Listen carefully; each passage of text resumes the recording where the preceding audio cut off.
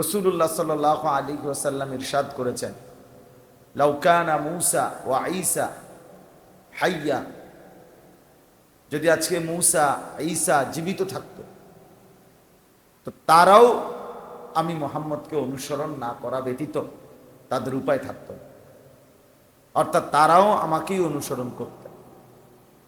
এই জন্য আমাদের নবী সাল্লাল্লাহু আলাইহি ওয়াসাল্লাম তার ইসলাম প্রচারের শুরু থেকেই, তার নবুয়ত এবং রিসালতের দায়িত্ব প্রচারের শুরু থেকে ইসলামই হয়েছে সারা পৃথিবীর জন্য একমাত্র মনোনীত আল্লাহ তাআলার পক্ষ থেকে সিদ্ধান্তকৃত ধর্ম। এই কথাটা কোরআনুল কারীমের মধ্যে আল্লাহ তাআলা অন্য আয়াতেও বলছেন, আল ইয়াউমা আকমালতু লাকুম দীনাকুম ওয়া আতমামতু আলাইকুম নি'মাতি। আল্লাহ তাআলা বলেন, আজ আমি তোমাদের জন্য দ্বীনকে পূর্ণ করে দিলাম এবং আমি আল্লাহই তোমাদের নিয়ামত পূর্ণ করে দিলাম। এই নিয়ামত পূর্ণ করে দিলাম মানে শরীয়ত, দ্বীন, আল্লাহর বিধান, এগুলো একটা নিয়ামত। আর এই নিয়ামত ইসলামী বিধিবিধানের মাধ্যমে পূর্ণ করে দিল।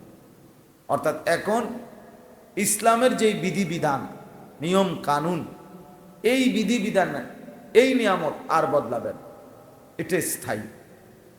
এমনিতে চতুর্দিকের আমরা যে দুনিয়া ভোগ করি এটাও নিয়ামত, ইসলাম একটি নিয়ামত।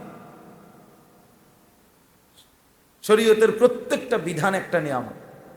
আল্লাহ তাআলা বলেন, মানুষের জীবন চলার জন্য যে নিয়ম কানুন পদ্ধতি বিধিবিধান, এইটাও আমি আমার রাসূলের মাধ্যমে পূর্ণ করে দিলাম এবং ওয়ারাদিতু লাকুমুল ইসলাম দীনা, ইসলামকেই একমাত্র ধর্ম হিসাবে পছন্দ করে দিলাম, মনোনয়ন দিলাম, পছন্দ করে নিলাম। এই জন্য আল্লাহ তাআলা কোরআনুল কারীমের অন্য জায়গায় বলছেন, ওয়ামান ইয়াবতাগি গায়রাল ইসলামি দীনান ফালান ইউকবালা মিনহু, যে ব্যক্তি ইসলামকে বাদ দিয়ে অন্য কিছুকে দ্বীন হিসেবে গ্রহণ করবে, ফালান ইউকবালা মিনহু, কশ্চিন কালেও সেটা তার থেকে গ্রহণযোগ্য হবে না। ওয়াহুয়া ফিল আখিরাতি মিনাল খাসিরিন, এবং সে আখিরাতের মধ্যে নিশ্চিত ক্ষতিগ্রস্তদের অন্তর্ভুক্ত হবে। পরকালে সে বিফলে যাবে, কবরে সে ব্যর্থই হবে। এখন আমার বলার উদ্দেশ্য কি? আমার বলার উদ্দেশ্য হলো, রাসূলুল্লাহ সাল্লাল্লাহু আলাইহি ওয়াসাল্লামকে দিয়ে আল্লাহ তাআলা এই কথাটা শুনাইলেন যে তিনি গোটা বিশ্ব মানবতার জন্য তিনি রাসূল, পৃথিবীর প্রতিটি মানুষের জন্য তিনি একমাত্র আল্লাহর রাসূল, এবং তিনি ব্যতীত অন্য কারো কাছে কোনো কিছু গ্রহণ করলে, অন্য কারো মতবাদ, অন্য কারো ধর্ম, অন্য যেই কোনো নবী বা ব্যক্তি, সেটা আল্লাহর কাছে গ্রহণযোগ্য নয়। তাহলে এই কথাটা যখন এতটা স্পষ্ট, এতটা পরিষ্কার কথা, সেখানে আমরা ভাবা উচিত যে যিনি সকলের জন্য নবী, সকলের জন্য রাসূল, তো সবাই পাক বা না পাক, সবাই বুঝলো বা না বুঝলো, কিন্তু আমরা তো পেলাম, আমরা তো বুঝলাম, এবং আমরা তো উচ্চারণও করি, স্বীকারও করি যে আমরা আল্লাহর নবী সাল্লাল্লাহু আলাইহি ওয়াসাল্লামের উম্মত, তার অনুসারী, এবং আমরা তাকে মানি। এই কথাগুলো এতটা স্পষ্ট আমাদের কাছে যখন, তখন রাসূলুল্লাহ সাল্লাল্লাহু আলাইহি সাল্লামের সমস্ত কথা, বিধান, নবীজির তরিকা, নবীজির জিন্দেগি, নবীজির দিক নির্দেশনা আমাদের পালন করতে আপত্তি কোথায়? আজকে হিন্দু, বৌদ্ধ, খ্রিস্টান, নাস্তিক, মুরতাদ, তিনি তাদেরও নবী। আমাদের নবী সাল্লাল্লাহু আলাইহি সাল্লাম তাদের জন্য নবী। কোরআন তাদেরও কিতাব।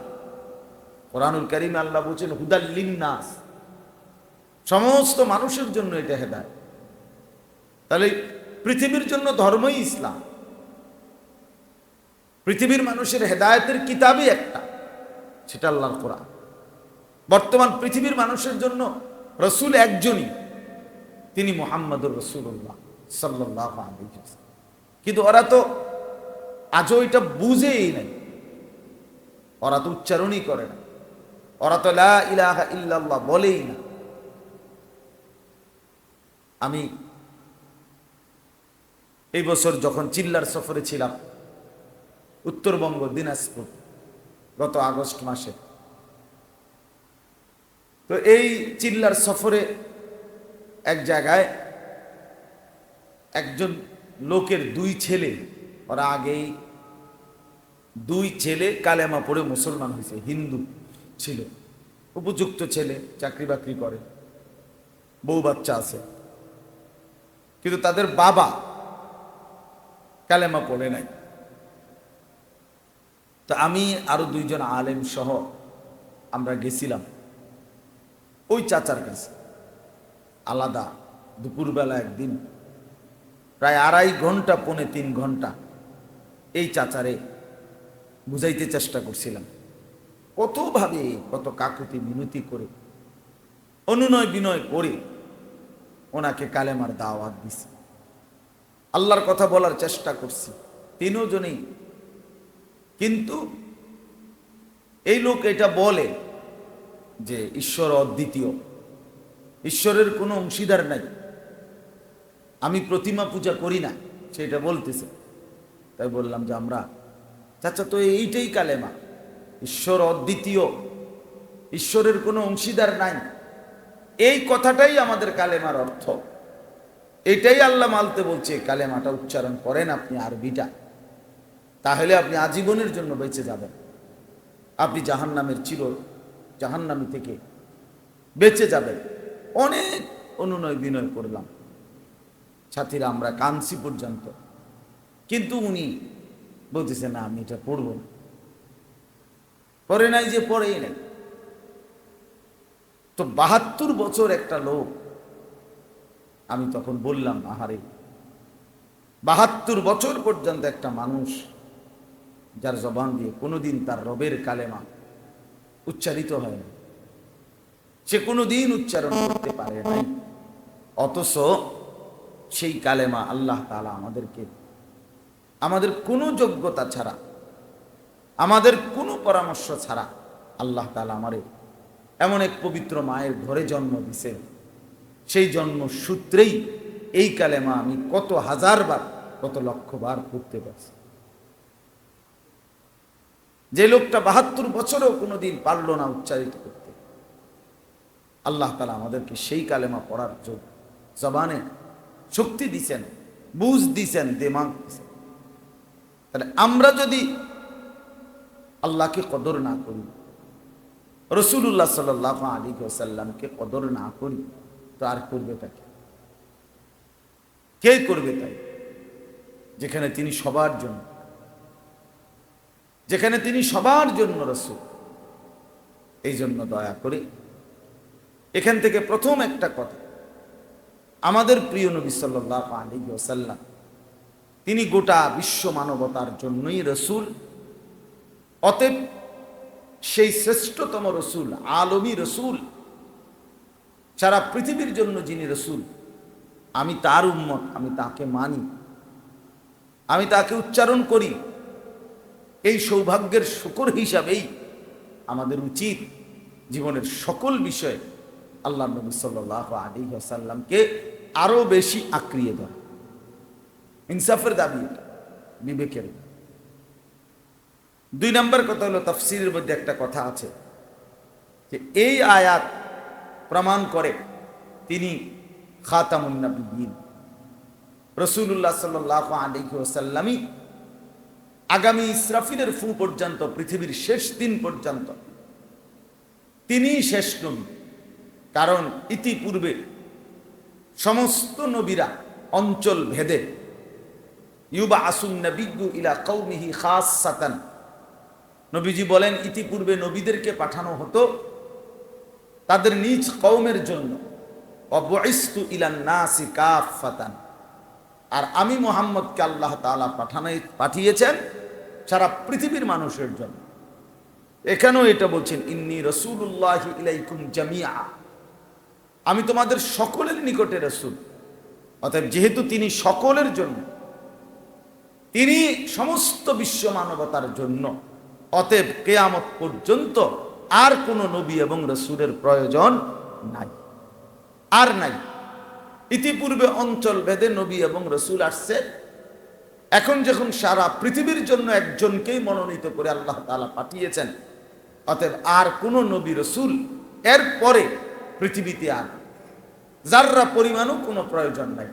এই জন্য আমাদের নবী সাল্লাল্লাহু আলাইহি সাল্লাম তিনি যেমন সারা পৃথিবীর নবী এবং তিনি সারা পৃথিবীর জন্য শেষ নবী, আখিরি। এই জন্য এরপরে নতুন করে আর নবী দাবি করার, প্রেরণ করার কোনো প্রয়োজন। কিন্তু আফসোসের বিষয় হলো এখানেও ছদ্মবেশে নিজেদেরকে মুসলমান পরিচয় দেয়, অথচ কাফের, কাদিয়ানি সম্প্রদায় যারা মূলত কাফের, সুস্পষ্টভাবে কাফের, 100 কাফের, শতভাগ পিওর কাফের। এরা এই বেঈমানগুলো আপনার নিজেদেরকে কৌশল করে গোলাম আহমদ কাদিয়ানীকে নবী বানিয়ে মনে করে তারা নিজেদেরকে মুসলমান পরিচয় দেয়। আপনার আমরা উত্তরবঙ্গ ছিলাম, সেখানে অনেক ব্যাপক, অনেক অঞ্চলে একদিকে খ্রিস্ট ধর্ম প্রচার হয়, আরেকদিকে কাদিয়ানি মতবাদ প্রচার। এত আশ্চর্য হলো, তাদের বিশ্বাস এত জঘন্য যে মুহাম্মাদুর রাসূলুল্লাহ সাল্লাল্লাহু আলাইহি ওয়াসাল্লাম বলতে আমরা যেই নবীকে বুঝাই, তাদের বিশ্বাস হলো সরাসরি তাদের কিতাবে আছে, একেবারে কাদিয়ানীদের ছাপানো কিতাবে, আমি নিজে পড়ছি, দেখাইছি, দাগ দিয়ে রাখছি। ওদের সরাসরি কথা হলো গোলাম আহমদ কাদিয়ানীর কথা হলো এই যিনি মুহাম্মাদুর রাসূলুল্লাহ মক্কায় আবির্ভাব হয়েছিলেন, তিনি পৃথিবীতে 2 বার আসছেন। একবার মক্কায় আসছেন, আরেকবার 1300 বছর পরে এই ভারতের কাদিয়ানে গোলাম আহমদ কাদিয়ানির সুরত ধরে তিনি আবার আসছেন। তিনি মুহাম্মাদুর রাসূল নাউজু। এই জন্য তারা তাদের কালেমা মধ্যে এই মুহাম্মাদুর রাসূলুল্লাহ কথা এটা বদলায় না, অর্থাৎ শব্দ কালেমা এটাই বলে, লা ইলাহা ইল্লাল্লাহ মুহাম্মাদুর রাসূলুল্লাহ এটাই বলে। কিন্তু মুহাম্মাদুর রাসূলুল্লাহ বলতে এটার ভিতরে তাদের ইয়াকিন হলো যে মুহাম্মাদুর রাসূলুল্লাহ তিনি, যিনি একবার মক্কায় আসছেন, তিনি আবার কাদিয়ানে গোলাম আহমদ কাদিয়ানির সুরতে, আকৃতিতে আসছে। এই কারণে আর আলাদা কোনো কালেমা নাই।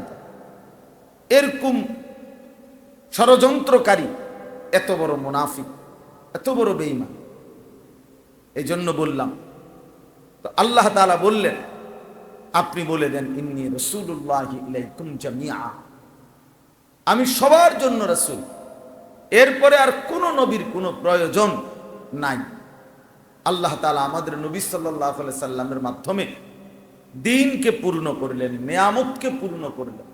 নবীজি নিজেও বলছেন তারাকতুকুম মুহাজ্জাতান বাইদা, আমার উম্মত ধবধবে আলোকিত একটা সূর্য উঠছে দিন, যেখানে কোনো মেঘ নাই, বৃষ্টি নাই, কোনো কুয়াশা নাই, কিচ্ছু নাই, একদম পরিষ্কার ফকফকা একটা আলোকিত দিন যেরকম হয়, আমি মুহাম্মদ সাল্লাল্লাহু আলাইহি ওয়াসাল্লাম 23 বছরে তোমাদেরকে এরকম আলোকিত দিনের উপরে রেখে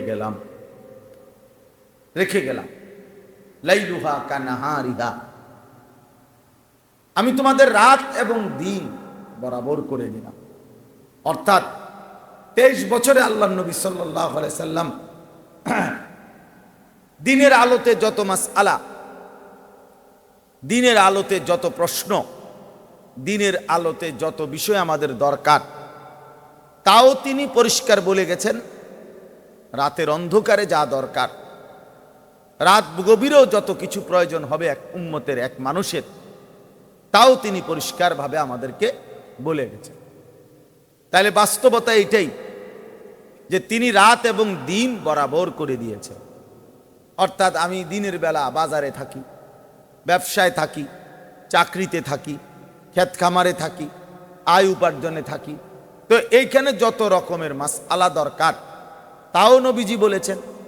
রাতের বেলা আমি ঘরে থাকি, আমার বাচ্চা সন্তানদের সাথে থাকি, আমার স্ত্রীর সাথে থাকি, স্বামী স্ত্রীর একান্ত মিলন হয়, ইত্যাদি সব মিলিয়ে রাত্রিবেলা যত রকমের প্রয়োজন, এক্ষেত্রে শরীয়তের যত বিধান, রসুলের যত তরিকা আল্লাহ তাআলা পক্ষ থেকে নবী সাল্লাল্লাহু আলাইহি ওয়াসাল্লাম তাও উম্মতের কাছে স্পষ্টভাবে বলে গেছে, সব পরিষ্কার বলে গেছে।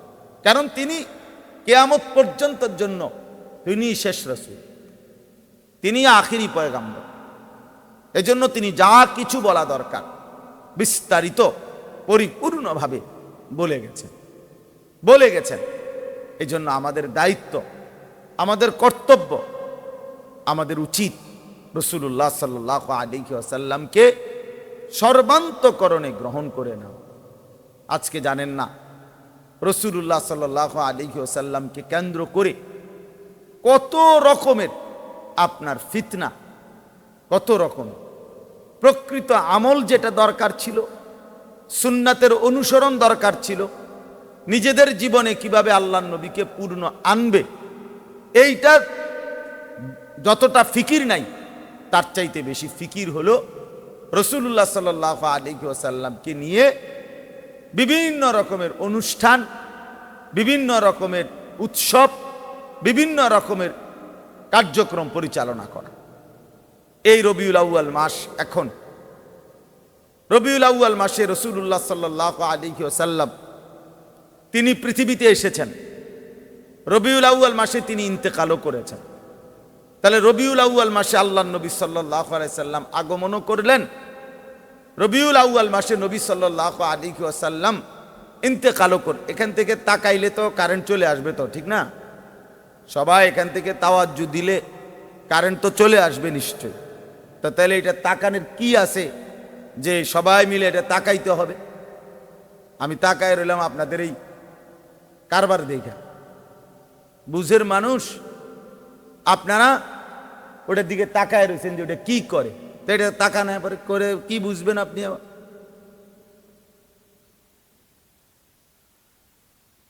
এই জন্য বললাম, আমরা রাসূলুল্লাহ সাল্লাল্লাহু আলাইহি ওয়াসাল্লামকে কেন্দ্র করে দেখা গেল এই রবিউল আউয়াল মাসে তিনি আগমন করলেন, এটা যেমন নিশ্চিত। এই রবিউল আউয়াল মাসে তিনি ইন্তেকাল করেছেন, এটাও নিশ্চিত, দুইটাই নিশ্চিত। তাহলে এই নিশ্চিত, এখন রাসূলুল্লাহ সাল্লাল্লাহু আলাইহি ওয়াসাল্লামকে নিয়ে কিছু যদি করতেই হয়, তো তার জন্য তো রাসূলুল্লাহ সাল্লাল্লাহু আলাইহি ওয়াসাল্লামের সুন্নাত তরিকা, সাহাবায়ে কেরামের তরিকা, সেটা লক্ষ্য করা উচিত। নবী সাল্লাল্লাহু আলাইহি ওয়াসাল্লামের হাদিসের মধ্যে আছে স্পষ্ট, নবীজি বলছেন, ইন্নাহু মান ইয়াইশ মিনকুম বাদি, নিশ্চয় তোমরা যারা আমার পরে বেঁচে থাকবে, ফাসায়ারা ইখতিলাফান কাসীরা, তোমরা অনেক মতানৈক্য দেখতে পাবে নিজেদের মধ্যে। তখন তোমরা কি করবে? ফাআলাইকুম বিসুন্নতি ওয়া সুন্নাতিল খুলাফাইর রাশিদিন আল মাহদিয়িন, তখন তোমরা প্রত্যেকেই আমার সুন্নাতকে আঁকড়িয়ে ধরো এবং আমার পরবর্তী সাহাবায়ে কেরাম যারা খুলাফা, বিশেষ করে তাদের সুন্নাতকে তোমরা আঁকড়িয়ে ধরো। তাইলে যখনই তোমাদের মধ্যে মতানৈক্য হবে, তখনই তোমাদের সমাধান খুঁজবে কিভাবে? আমার সুন্নাতের মধ্যে, আমার সাহাবীদের সুন্নাতের মধ্যে। তামাসসাকু বিহা, আল্লাহর নবী সাল্লাল্লাহু আলাইহি ওয়াসাল্লাম বলেন, আবারও বলছি উম্মত, আমার সুন্নাতকেই আঁকড়িয়ে ধরো। ওয়া আদ্দু আলাইহা বিন নওয়াজিজ, আবারও বলছি উম্মত, মাড়ির দাঁত দিয়ে যেভাবে কোনো কিছু কামড়াইয়া ধরে, আঁকড়াইয়া ধরে, এইভাবে আমার সুন্নাতকে আঁকড়িয়ে ধরো। তাইলে কথা ছিল, উম্মত যখনই কোনো বিষয় নিয়ে মতানৈক্যে লিপ্ত হবে, তখন সমাধান খুঁজবে নবীজির সুন্নাতের মধ্যে, নবীজির সাহাবীদের সুন্নাতের মধ্যে, খোলাফাদের সুন্নাতের মধ্যে। তাইলে রাসূলুল্লাহ সাল্লাল্লাহু আলাইহি ওয়াসাল্লাম তিনি ইন্তেকাল করলেন 11 বছরে, 11তম হিজরিতে। আর সর্বশেষ সাহাবী ইন্তেকাল করছেন 110 হিজরি। তাহলে নবীজির ইন্তেকালেরও আরো প্রায় 100 বছরের মতো, 100 বছরের কাছাকাছি সাহাবীরা পৃথিবীতে জীবিত ছিলেন। তাহলে এই 110 বছর নবীজির জীবনের 11 বছর, সাহাবায়ে কেরামের পরবর্তী জীবন, এই 110 বছরের ইতিহাসে সাহাবায়ে কেরাম কর্তৃক কারো মাথায় আসলো না এই কথাটা যে রবিউল আউয়াল মাসে নবী সাল্লাল্লাহু আলাইহি ওয়াসাল্লাম তার জন্ম উপলক্ষে আমরা একটু ঢাক বাজাই, ঢোল বাজাই, আমরা একটা গাড়ির মধ্যে ফুল সাজিয়ে আমরা কিছু মানুষ র্যালি করি, আর এই উপলক্ষে বিরিয়ানি, খিচুড়ি, জিলাপি ইত্যাদি আমরা খাই, আয়োজন করি, অনুষ্ঠান করি, এই হই হল্লোর হাঙ্গামা। এইটা এই 100 বছরের ভিতরে, 110 বছরের ভিতরে কোনো সাহাবীদের কারো মাথায় আসলো না। তো এখন আয়েশা যাদের মাথায় আসলো, তো তাদের সাথে যদি আমাদের মতানৈক্য হয়, তো এই মতানৈক্যের ক্ষেত্রেও তো সমাধান আসবে। নবীজি বলছেন নবীর সুন্নাত এবং সাহাবীদের সুন্নাতের মাধ্যমে। মনে করেন আমরা এটা মানি না, ওনারা বলে আমরা মানি, তো বুঝা গেল আমাদের মধ্যে কি হলো? মতানৈক্য হইল। আমরা জশ্নে জুলুস মানি না, আমরা এই ফুলের মিছিল মানি না, আমরা এই ঢাক ঢোল মানি না, আমরা দেন ওনারা মানে, তো ঠিক আছে, তাহলে তো মতবিরোধ হইল। তো মতবিরোধ হইলেই তো নবীজি বলছে সমাধান খুঁজবে কোথায়, সমাধান করবে কিভাবে? সমাধান খুঁজবে নবীজির সুন্নাতের মধ্যে, নবীজির সাহাবীদের সুন্নাতের মধ্যে। তো যেহেতু নবী সাল্লাল্লাহু আলাইহি সাল্লামের সুন্নাত এবং সাহাবীদের সুন্নাতের মধ্যে এমন কোনো আমলের নাম নিশানাও নাই, চিহ্নও নাই, তো সেটা উম্মত গ্রহণ করবে কেন? সেটা গ্রহণ করবে কেন? এই জন্য আজকে সব সময় আপনার মুসলমানের মধ্যে এতটুকু অন্ধত্ব, মুসলমানের মধ্যে এতটা, এই যুগে আইসাও মুসলমান এখনো এতটা অন্ধ হয় কিভাবে? যে একটা গাড়ির মধ্যে, প্রাইভেট কারের মধ্যে, মাইক্রোবাসের মধ্যে লাখ টাকার ফুল দিয়া সাজাইয়া এরপরে নবী সাল্লাল্লাহু আলাইহি সাল্লামের জন্য উৎসব করে। কি আশ্চর্য! তার সুন্নাত কোথায়, তার তরিকা কোথায়? অথচ আমরা কিতাবে হাদিসে কথা স্পষ্ট আছে, আল্লাহ নবী সাল্লাল্লাহু আলাইহি ওয়াসাল্লাম আজীবন প্রত্যেক সোমবার দিন তিনি রোজা রাখতেন। নবীজি সোমবারে কি রাখতেন? রোজা রাখতেন। নবীজিকে জিজ্ঞেস করা হয়েছে, ইয়া রাসূলুল্লাহ, আপনি সোমবারে রোজা রাখেন কেন? তিনি বলেন 2 কারণে। এক, ফিহি বুলিত্তু, এই সোমবার দিন আমি জন্মগ্রহণ করেছি। ওয়াফিহি উনজিলা আলাইয়া, এই সোমবারেই আমার উপরে কোরআন নাজিল হয়েছে। তার একবারে সাফ উত্তর। নবীজি বললেন যে আমি যেহেতু জন্মগ্রহণ করেছি সোমবারে, এই কারণে আমি প্রতি সোমবারে রোজা রাখি। দাবি করলা কি? পালন করলা কি? পালন করলা কি? অথচ আমাদের বুজুর্গ উলামায়ে কেরাম সারা বছরই সোমবার দিন রোজা রাখার এই আমল করে। আমরা নবীর দুশ্মন হব কেন? আমার শায়েখ আরিফ বিল্লাহ হাকিমুন নফস আল্লামা মুফতি মুশতাকুন নবী সাহেব সারা বছরই সোমবারে, বৃহস্পতিবারে রোজা রাখ। আমরাও চেষ্টা করি। এই সোমবারও আমার মাদ্রাসায় প্রায় 150 উপরে ছাত্র রোজা রাখছে।